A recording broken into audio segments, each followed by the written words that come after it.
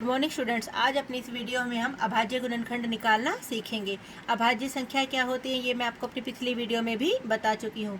एक एग्जाम्पल के द्वारा हम देखेंगे कि अभाज्य गुणनखंड कैसे निकाले जाते हैं। जैसे हमने एक एग्जाम्पल लिया 12 का। 12 को हम कैसे लिख सकते हैं? 1 गुना में 12। ये 12 के गुणनखंड है। 12 के गुणनखंड 2 गुना 6 भी है और 12 के गुणनखंड 4 तिया 12 भी है। और 12 को हम ऐसे भी लिख सकते हैं 2 गुना 2 गुना 3। इसमें हमारा इस एग्जाम्पल में जो 12 है वो हमारा भाज्य है, इस एग्जाम्पल में 6 हमारा भाज्य है और इस एग्जाम्पल में हमारा 4 भाज्य गुणनखंड है। लेकिन इसमें हमारे सारे के सारे गुणनखंड क्या हैं? अभाज्य हैं। तो हमारे 12 के अभाज्य गुणनखंड क्या हो गए? 2 गुना 2 गुना 3। जब भी हम किसी संख्या के अभाज्य गुणनखंड निकालते हैं वो सारे के सारे क्या होते हैं? अभाज्य ही होते हैं, उसमें कोई भी गुणनखंड भाज्य नहीं होता। अब एक और एग्जाम्पल लेते हैं हम 36 के अभाज्य गुणनखंड। 4 गुना 9, 4 नीम 36, 2 गुना 2 गुना 9 और 2 गुना 2 गुना 3 गुना 3। ये सारे हमारे 36 के गुणनखंड है। लेकिन ये अभाज्य नहीं है क्योंकि ना यहाँ पर 4 अभाज्य है ना ही 9। ये दोनों क्या है? भाज्य है। इस वाले एग्जाम्पल में 9 हमारा भाज्य है, लेकिन इस एग्जाम्पल में हमारे सारे के सारे गुणनखंड कैसे हैं? अभाज्य है। तो इसका मतलब 36 के अभाज्य गुणनखंड क्या हुए?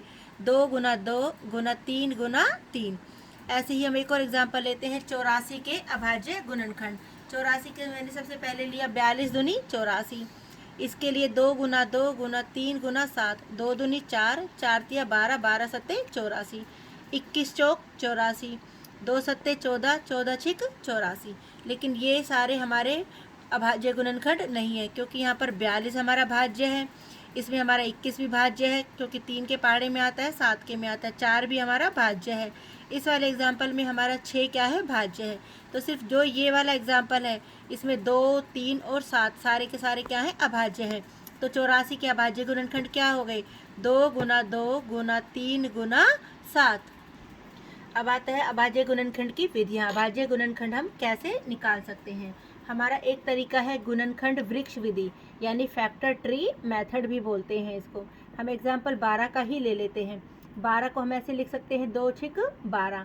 अब यहाँ पर हमारा एक गुणनखंड 2 है वो तो अभाज्य आ गया, लेकिन 6 क्या है? भाज्य है। 6 को आगे हम 2 टुकड़ों में और तोड़ लेते हैं। 6 को हमने किया 2 तिया 6। तो अब हमारा 2, 2 और 3 ये सारे के सारे हमारे क्या हैं? अभाज्य गुणनखंड हैं। तो 12 के अभाज्य गुणनखंड क्या हो गए हमारे? 2 गुना 2 गुना 3। अभाज्य गुणनखंड में कोई भी भाज्य संख्या नहीं होती। एक और एग्जाम्पल के द्वारा हम गुणनखंड वृक्ष विधि को समझते हैं। हमने एग्जाम्पल लिया 30 का। 30 को हम ऐसे लिख सकते हैं 2 गुना में 15, 15 दूनी 30। अब 2 तो हमारा अभाज्य है, लेकिन जो हमारा 15 है वो क्या है? भाज्य संख्या है। 15 3 के पहाड़े में आती है, लेकिन 15 को हम क्या करेंगे? 2 हिस्से में और बांटेंगे। 15 का हो गया 3 पंजे 15।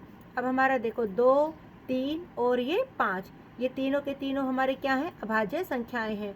तो हमारे 30 के अभाज्य गुणनखंड क्या हो गए? 2 गुना 3 गुना 5। एक और एग्जाम्पल के द्वारा हम गुणनखंड वृक्ष विधि को समझते हैं। 16 16 सबसे पहले हमारा किसके पहाड़े में आता है? 2 के। तो 2 अट्ठे 16। अब 2 तो हमारा अभाज्य गुणनखंड है, 8 नहीं है। 8 को हम ऐसे फिर से करते हैं। 8 किसके पहाड़े में आता है? 2 के।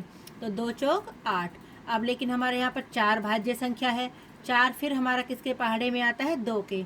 2 दूनी 4। तो हम जब तक करते रहेंगे जब तक कि हमारे सारे के सारे गुणनखंड अभाज्य नहीं आ जाते। तो हमारे 16 के अभाज्य गुणनखंड क्या हुए? 2, यहाँ से ये 2 और यहाँ से ये 2। तो 2 गुना 2 गुना 2 गुना 2। तो ये हमारे 16 के अभाज्य गुणनखंड हैं। और चेक भी कर लेना चाहिए कि क्या हमारा सवाल सही है। इनकी सबके आपस में गुना करो, हमारा 16 ही आना चाहिए। 2 दूनी 4, 4 दूनी 8, 8 दूनी 16। तो ये विधि थी हमारी गुणनखंड वृक्ष विधि। अब हमारी आती है दूसरी विधि, भाग विधि। इसे हम बोलते हैं डिवीजन मेथड। अब हमें मान लो 36 के गुणनखंड निकालने हैं, अभाज्य गुणनखंड। तो सबसे पहले हम ये देखेंगे कि 36 भाग किससे हो रहा है। इसके पीछे 6 आ रहा है, सम संख्या है, तो इसका मतलब ये 2 से भाग हो जाएगा। तो मैंने 36 की सबसे पहले किससे भाग की? 2 से। जब मैंने 36 की 2 से भाग की तो मेरा कितना उत्तर आया? 18। यहाँ पर मैंने 18 लिख दिया।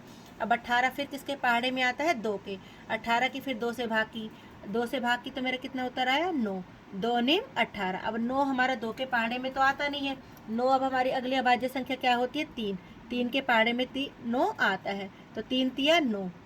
अब ये 3 फिर किसके पहाड़े में आता है? 3 के। 3 एकम 3। जब हमारे यहाँ पर 1 आ जाए तब हमें क्या करना है, रुक जाना है। देखो मैंने लिख भी दिया है, जब 1 आ जाए तब रुक जाओ। तो हमारे 36 के अभाज्य गुणनखंड क्या क्या हो गए, 2 गुना 2 गुना 3 गुना 3, 2 गुना 2 गुना 3 गुना 3।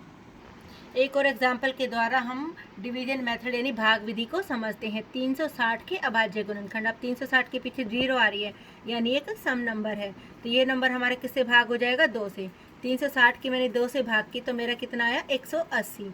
अब 180 में फिर 0 आ रहा है तो यानी ये 2 से भाग हो जाएगी। 180 की 2 से भाग की तो मेरा कितना आया, 2 निम 18 और ये हमारा 0। अब इसके पीछे फिर 0 आ रही है यानी ये फिर 2 से भाग हो जाएगी। 90 की 2 से भाग की तो मेरा कितना आया, 45। अब 45 में पीछे 5 आ रहे हैं, इसका मतलब ये 2 से भाग नहीं होगी।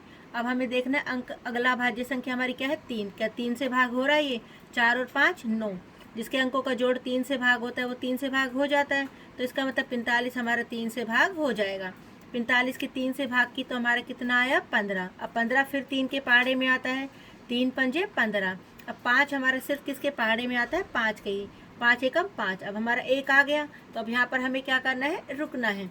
तो हमारे 360 के अभाज्य गुणनखंड क्या हुए, 2 गुना 2 गुना 2 गुना 3 गुना 3 गुना 5। चेक भी कर सकते हैं कि हमारा सवाल ठीक है क्या। 2 दूनी 4, 4 दूनी 8, 8 दिया 24, 24 दिया 72 और 72 पंजे 360। उम्मीद है कि आपको अभाज्य गुणनखंड निकालने आ गए होंगे। Thank you.